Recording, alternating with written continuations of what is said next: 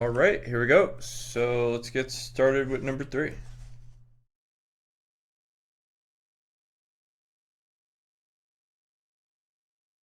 So the first thing I was thinking is do x minus 10 equal to 0 and x plus 10 equal to 0 because you have to no minus 7.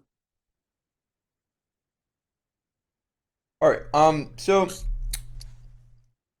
the way I recommend doing it is that you start by getting rid of the absolute value. But when you get rid of the absolute value, you need to put that there would be a -7 on the other side. So I think you and I talked about a couple of different examples. We said something like if you had the absolute value of x is less than 3, then that would mean that x would have to be between 3 and -3. To get But rid to get rid of the absolute value.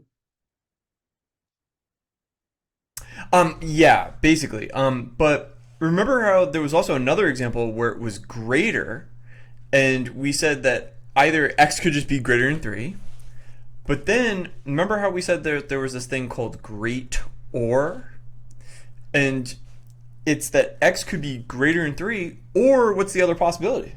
That could be less than -3. That's right. That's right. So basically, there's these two things that you have to know that if you have a greater than sign, that's the one where you can memorize great or means you end up with the or, where it has to be greater than the number or it has to be less than the negative. But that only applies when you have the greater than sign. When instead you have the less than sign, that means that you're between the two numbers. And remember, there was a number line that went along with this. That if you wanted to try a couple of example numbers, such as 2 Plug it. or -2, then those would work in the first one. Because if you try sticking 2 in for x, wouldn't the absolute value of 2 be less than 3? Yeah, and also -2 is also less than 3. Exactly, you got it. But then it would also work for any numbers that are in between. So when you have that less than, that means you can use any of those numbers that are in between, not just 2 and -2. You could do 1 and -1. You could do 0. In fact, you could even use something like 2.7, whatever. Any number that's in between -3 and 3. But when it comes to the greater than one, well, what kind of numbers would work for that? 4, 5, 6, all Exactly. and -2, -4, whatever. Be careful. Sorry. -4 would be Yeah, like the first one that you might want to mention. I'm sorry, I was looking at it seemed like a two, so that's -3, -4, -5. Yeah. Right, right, exactly.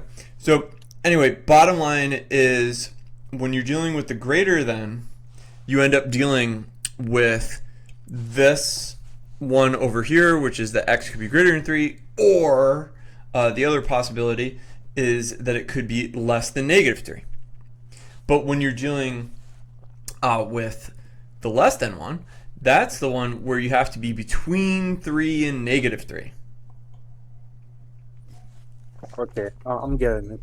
So let's so going back to the problem, -7 less than or equal to x minus 10. So the next step would be add 10 to each side. Yes, that's right. That'll be +3 is less than or equal to x less than or equal to 17. You got it. That's right. You make the number line now, right? Yes, that's right. And it will be 3 and 17.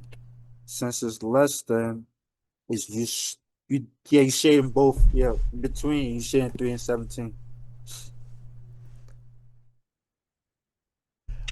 Yeah, so you shade them both in as well because it's less than or equal to signs, right? less than or equal to, and the interval notates. No, the solution. I don't know which one is it, but it will be open bracket 3, comma 17 close bracket, Perfect. You nailed it. and that's that. That's all part. Yep. Yep, those are all three things that they asked for. Now, Okay. before You got we lots of some. Yeah. before we move on, the other thing I want to do is take this and switch the sign. Pretend that it was a greater than or equal to. And now I want you to tell me how we would go about doing that one instead. So if it was a greater than or equal to, how would we start that one? All right. 1 second. This is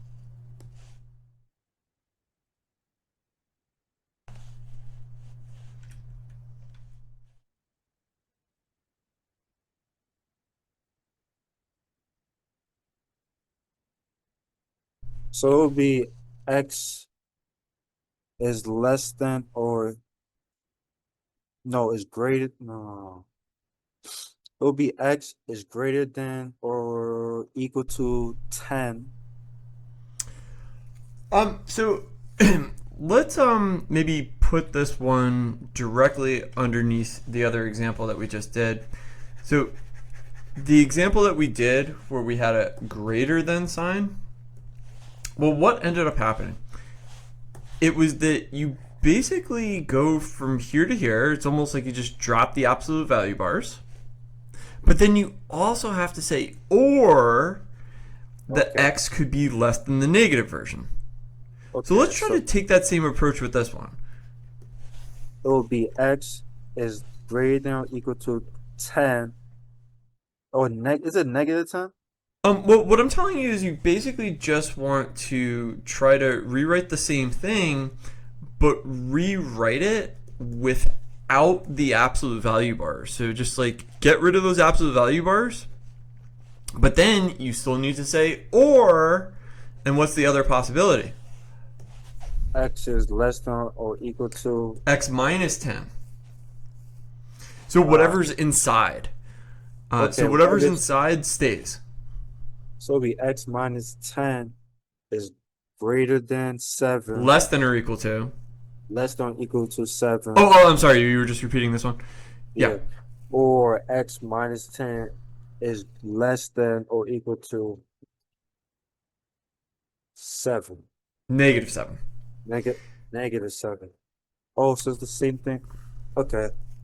So Can, remember how all right, last time, can you make like, there was another that one extra just negative? yeah, can you make another one just like that? Like Sure, yeah. In something fact, I yeah. think there's a couple of ones coming up. Oh, you know what? There it is right there. That was the one that I just wanted you to do. But you know what? Let's just get started with how to set these up. Let's just do a couple of setups on this. So this one is less than or equal to, but I'm gonna modify it because I also want you to do a greater than or equal to. So let's do both. Let's see how both of these get set up. So let's start with the greater than or equal to one. How would I do that one? So it will be 3 minus 2x greater than or equal to 4, or 3 minus 2x is less than or equal to negative 4. Excellent. Now, what about the one with the less than? How do I do that one? It will be 3 minus 2. No, 3 minus 2x. 3 minus 2x. The sign still be is greater than equal to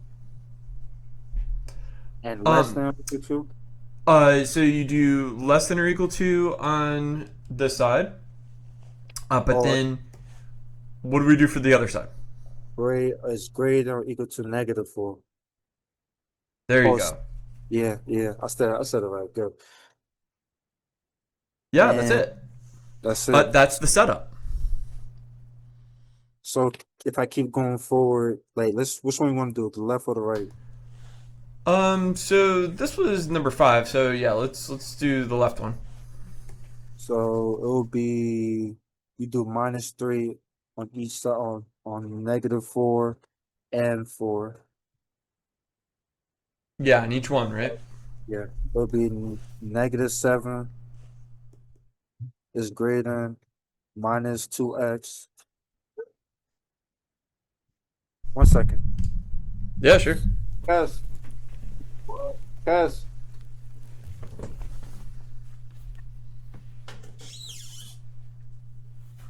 Oh,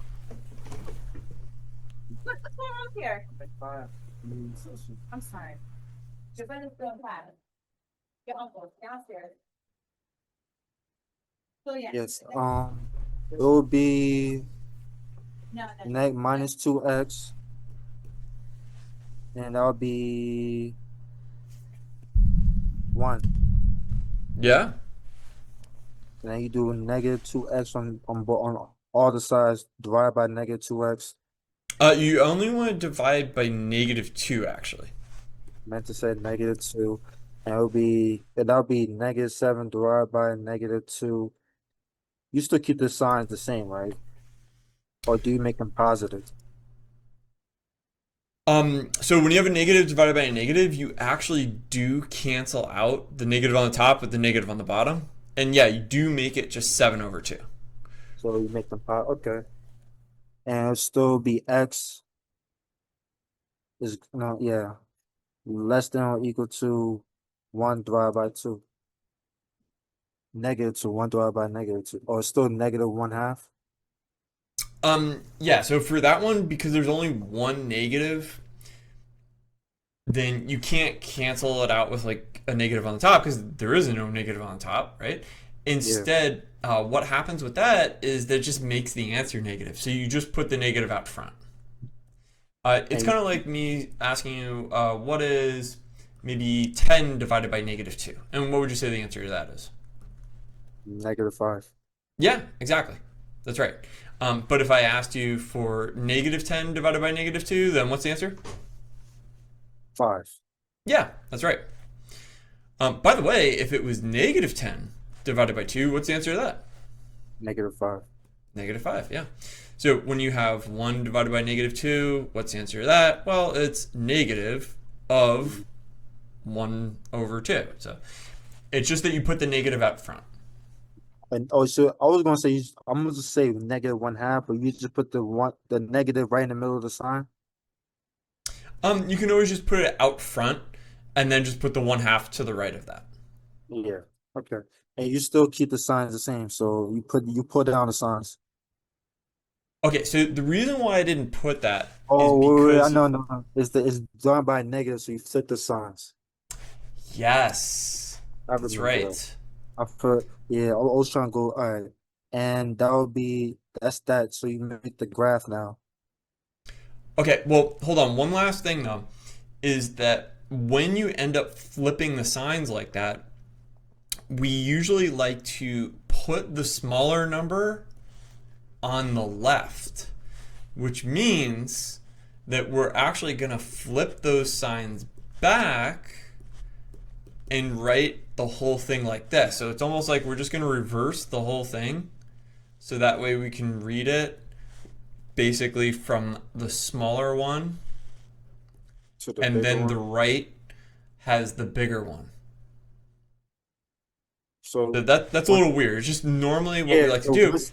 so once you flip the sign, you had to basically transfer the smallest to the left, Yes. to the right. Okay. I just Yes. got to And remember the that's fact actually that kind of you good because divide by now it helps you with the interval notation. uh, it'll be easier. Okay, so next you will have to not divide, set the graph. Yes.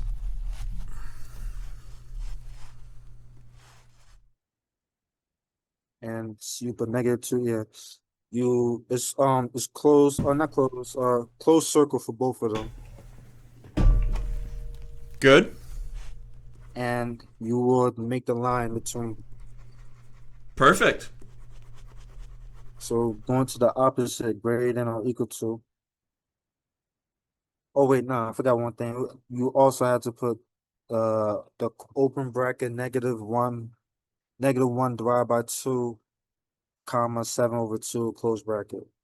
Perfect. And that's that. This one you don't you have to solve the whole equation for both sides? Yeah, basically.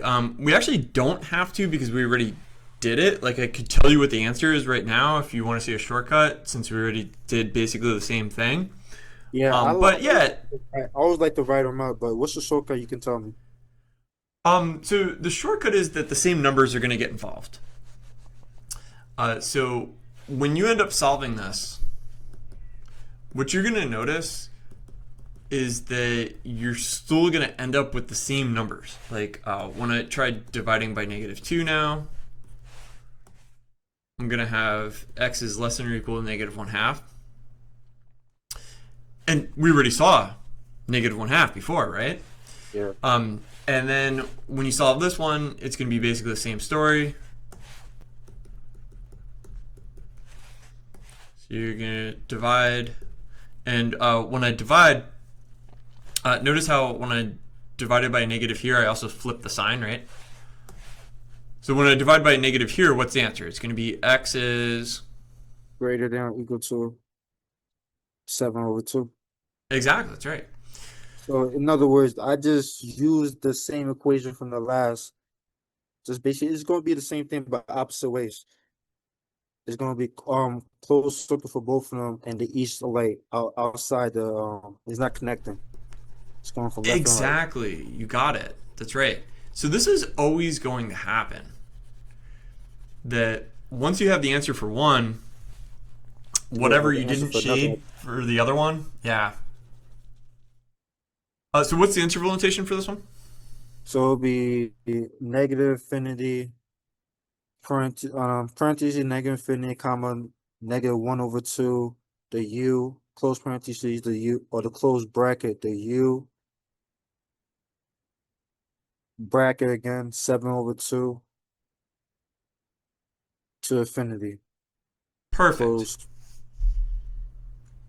You got it. So obviously it's very similar stuff going on. Really the most important thing that is going to require some practice is knowing how to set these things up. So when you have the greater than, you can remember it's great or, but when you have the less than, that's the one where it's just in between the positive version and the negative version. In between. So 3 minus 2, so it'll be -4 on the it'll be -4 and 4 both on the outside for the less one. Okay. All right, let's try this one. Yeah, we started. You add 5 on both sides. 5 there, add 5, then you add 5 there. There would be 3x minus less than it would be 4. Then you do 3 minus 2x is greater than 4, or 3 minus 2x is less than -4.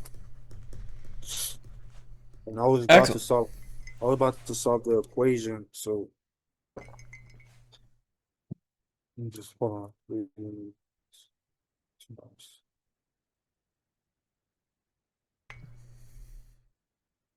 Just 1 second, I'm doing it right now. Yeah, sure.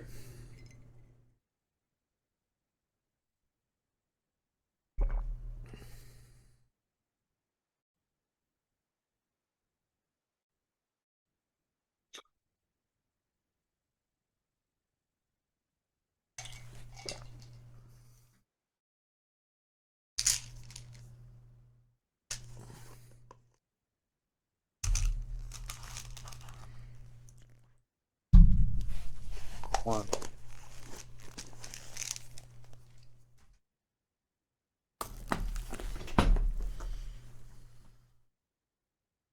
So it'll be x is less than x is less than negative one half, or x is greater than one half.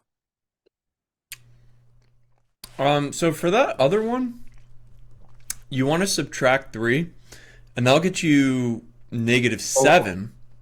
I should. Oh, I added three. That makes, yeah, negative seven. So it'll be negative two. Negative two. It'll still be positive 2/7. So when you divide by negative 2 here, first of all, when you divide by negative, you got to flip the sign, right? Yeah, But after then, the time, it'll still be a x positive 7/2. got it.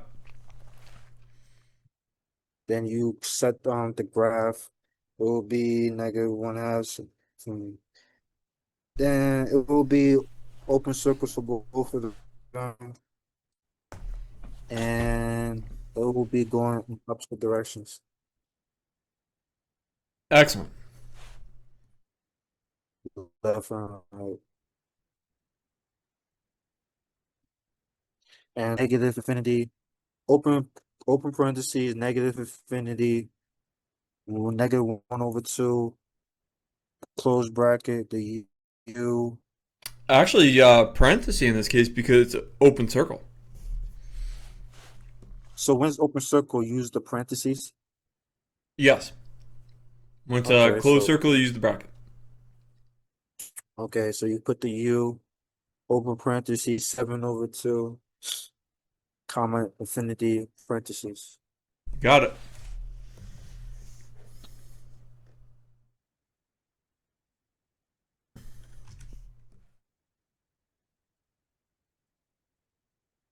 Okay, I'm gonna leave this one for you for homework.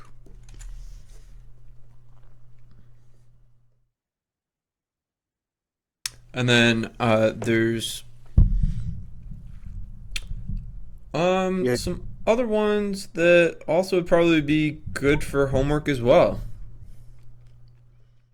These are all the supplementals. all right, Um, number 8 right there. Number 8. Okay.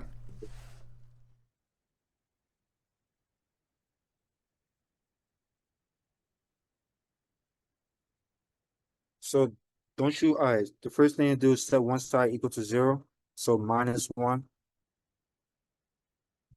Okay. So you're thinking about a strategy that was necessary not for the absolute value problems, but you're thinking back to a strategy that was necessary when you had x squared,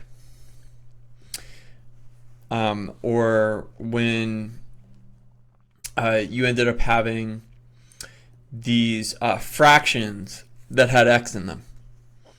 But it turns out when you're dealing with the absolute value stuff, the zero stuff doesn't really matter. Instead, this is already in a good form for us to do the same kind of thing that we've been doing in all the other problems that we've been doing so far today. Can you tell me? Yeah. I'm not exactly too sure. Don't it'll be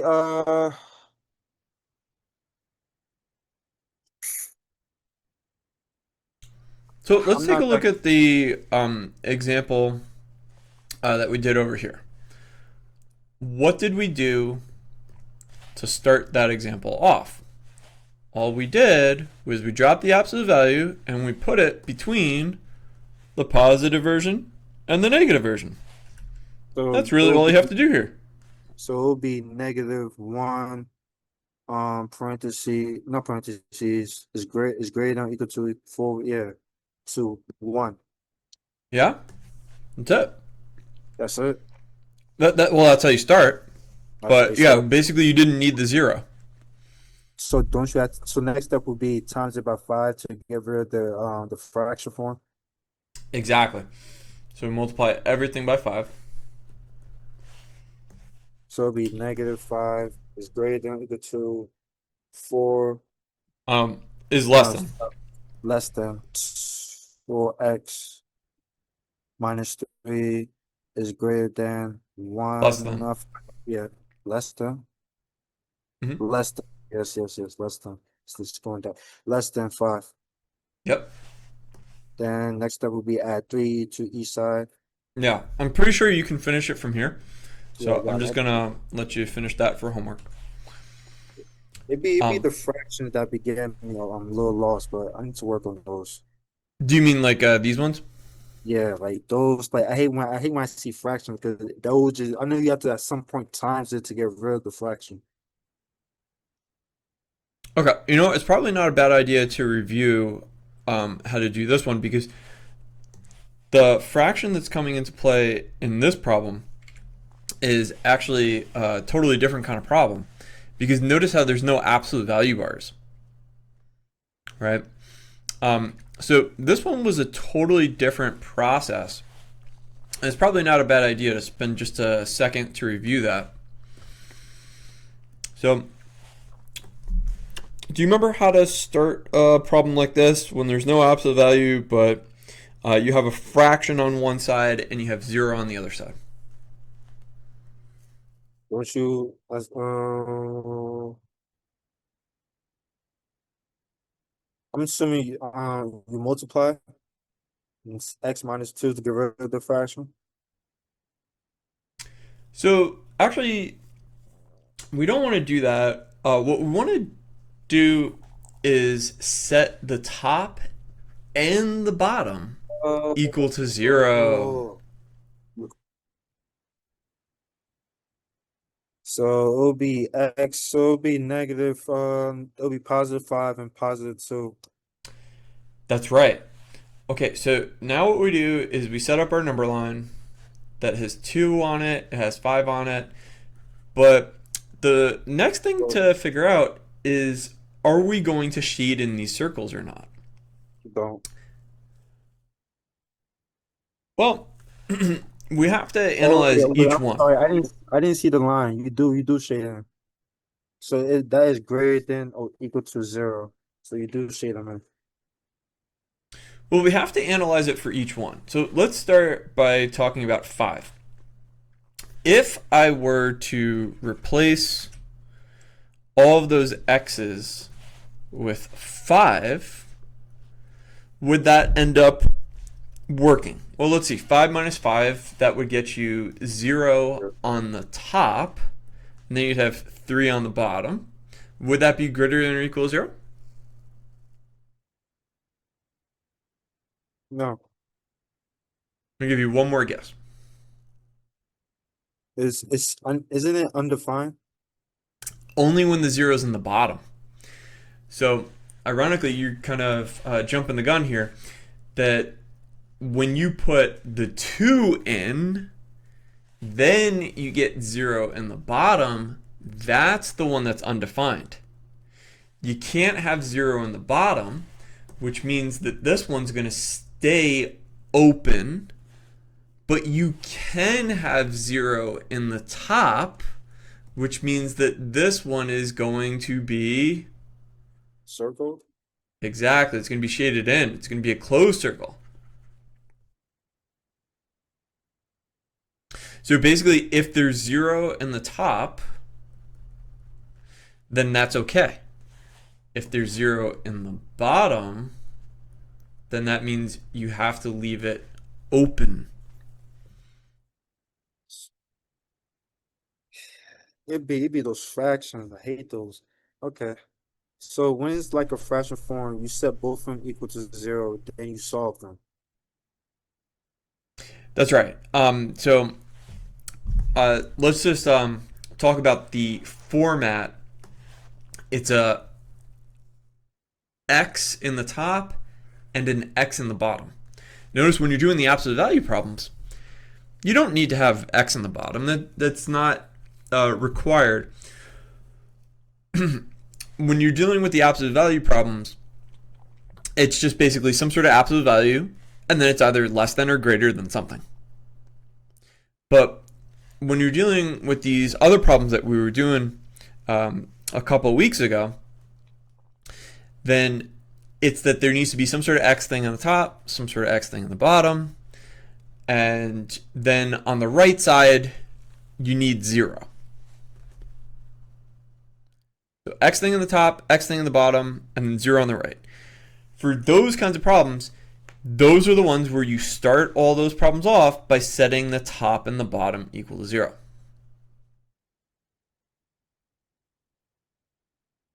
Yeah, equal to 0. But here's the thing.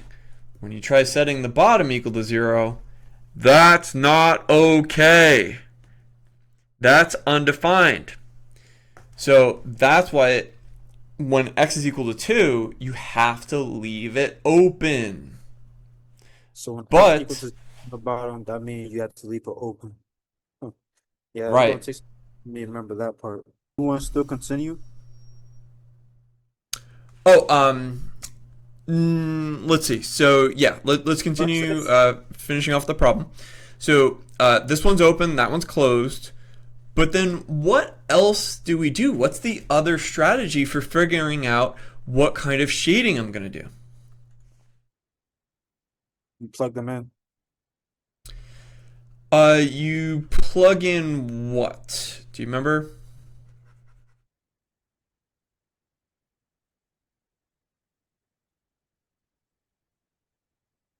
What do we need to plug in? We need to set up some possible numbers, and we usually like to start from the right. So what number would be to the right of 5? That would be 6. And that's really the main thing that you're going to try to plug in right now. You're going to try to ask yourself, what would happen if I plug in 6? Would it end up working? So let's take this thing. Positive. It's positive, so you shade it in. I already did it in my head. Oh, yes. Nice. You got it. Okay, so then once you figure out the shading on this one, Next side, you don't shade it, and yeah, I got the rest from you. yes. Nice. It just like when it comes to setting up the first part, I just need to work on that. Okay, I know what I need to work on at least though. So the next step will be what? So the next step would be for you to go back and watch those other videos, because it's clear that it's gonna help you remember what you need to remember about those other problems. But for now, I am going to try to see what's coming up next.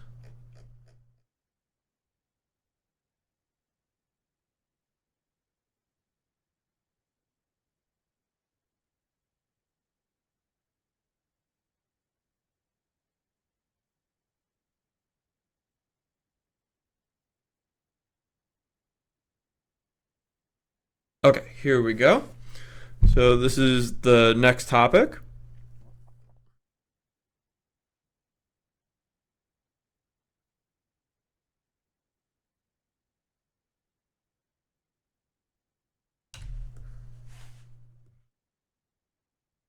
So this one's asking you for the x-intercept of this equation. And let's just pretend that we knew what the graph of this thing looked like. Let's pretend for some reason it's going to look something like maybe this. What would the x-intercept be? Well, first of all, in this case, there's actually 2 of them. The way I drew this is that there's 2 places where it's crossing the x-axis. So each of these would be considered x-intercepts. It's basically just where you cross the x-axis. Okay.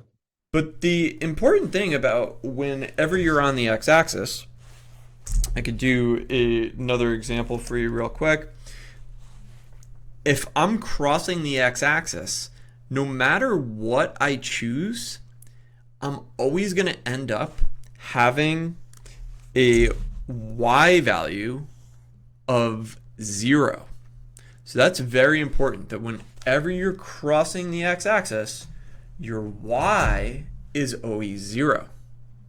So this is super important to memorize, that whenever you're crossing the x-axis, your y is always 0. In fact, if I were to give you some other random one, that's crossing the y-axis, then this would be called a y-intercept. But what would definitely happen there? X will be equal to 0. Exactly, you got it. When you say find the x-intercept, the y-intercept will equal to 0. The And when you y find coordinate will equal 0. y Or you could just say y equals 0. y equal to 0, and when you find the the y-intercept, x equal to 0. Yes, exactly, you got it. Nice. Okay. Okay, so really this is kind of like a formula for what you're supposed to do.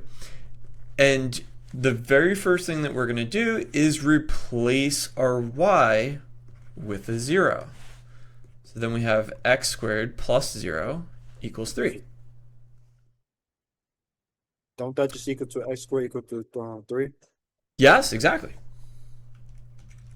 Then square root the x squared to get rid of the x. Get rid of the square root. That'll get rid of the square.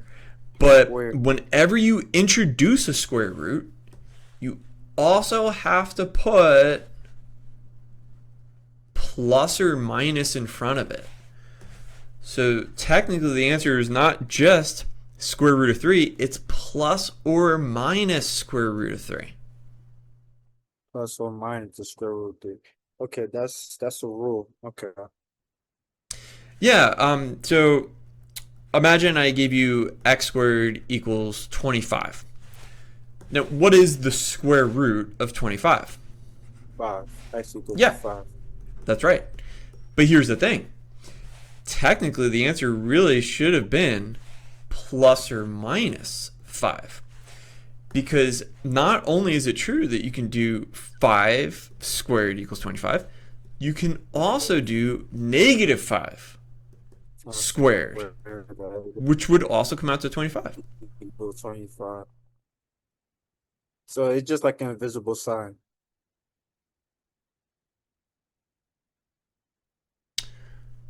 I'm talking about like when Well, x equals your teacher is definitely going to require that it's visible.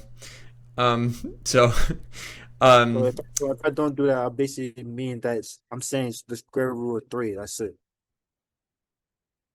yes, exactly. So if all you do is write down the square root of, let's say, 49, then that just means 7.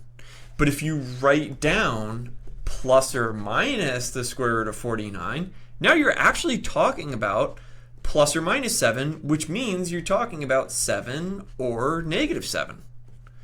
So that's actually what that means. When somebody writes plus or minus 7, they mean two different answers.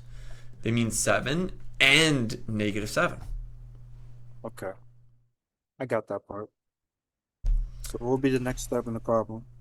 We're actually done. So That's it? Woo!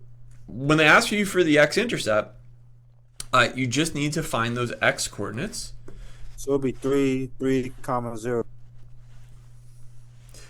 Yeah, so if you do root 3 comma 0 and negative root 3 comma 0, that's what's going to show up on the x-axis if you go to decimals. So you have to write the whole root 3 plus or minus root 3 for 3 plus or minus root 3 comma 0. That's the answer. So there's really a couple of different ways of writing the answer.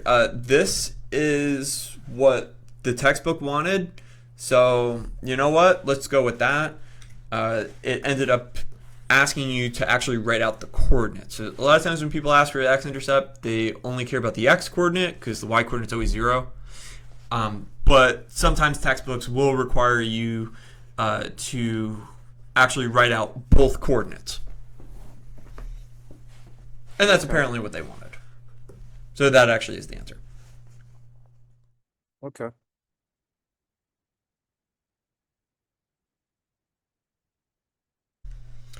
Okay, so this one's kind of a review of a bunch of different topics here. So not only are they asking for x-intercept, the next thing that they're asking for is using the distance formula.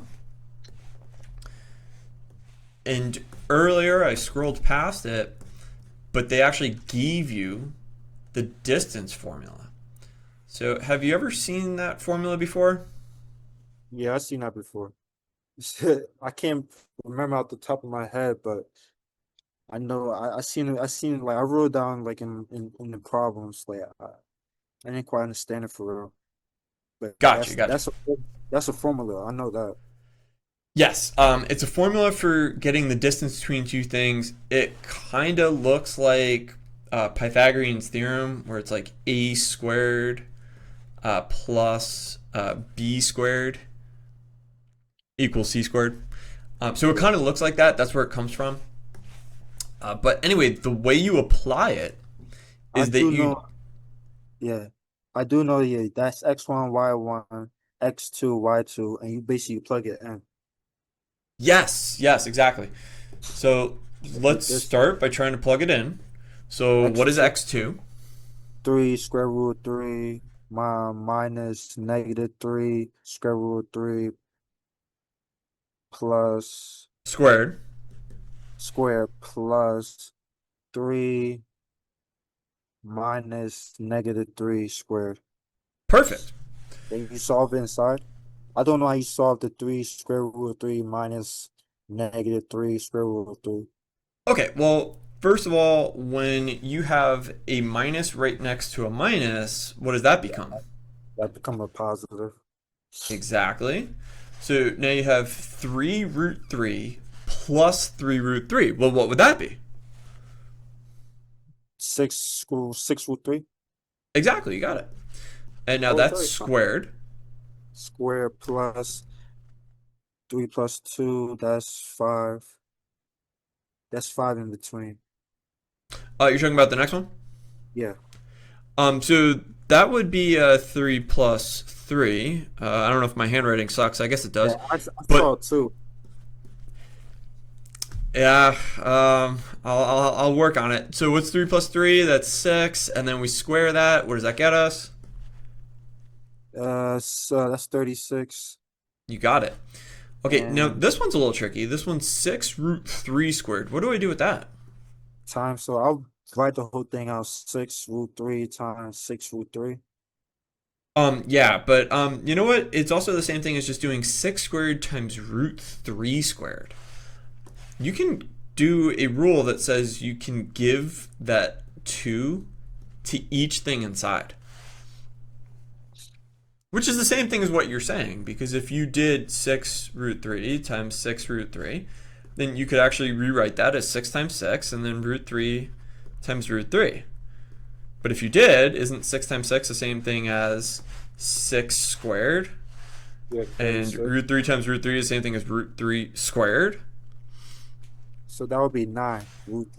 Square root of 9. Yeah, but what is the square root of 9? 3. So it'll be 36 square root of 3. Times a regular 3. Because you're saying it's root 9, which is 3. And by the way, the shortcut here is square cancels out square root. So you're just left with a 3, right? So it'll be 36 times 3. Yes, plus 36. Now what's funny about that is you basically have 3 36s, and then you have one more 36. So that means you actually have 4 36s. So 36 times 3 is the same thing as saying 3 times 36, and then 36 times 1 is the same thing as saying 1 times 36. So if you have 3 36s, and then you have 1 36, well, you got 4 36s.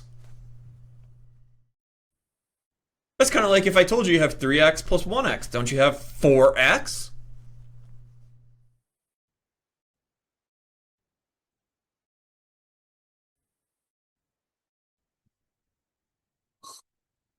Yeah. So no, it'll be. I'm trying to square.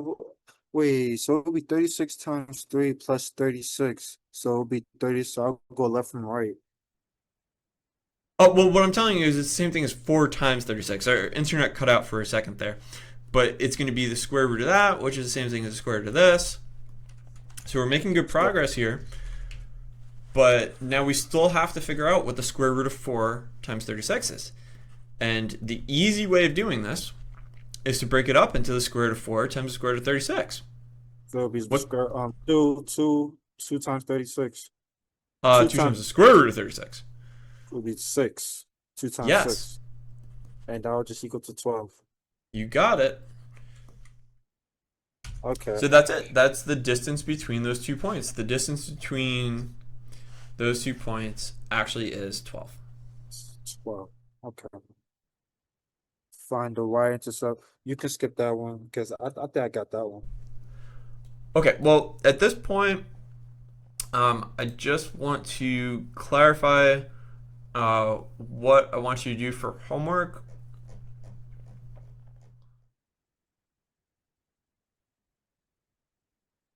Okay, so first homework that I want you to do is to go back and rewatch the earlier recordings.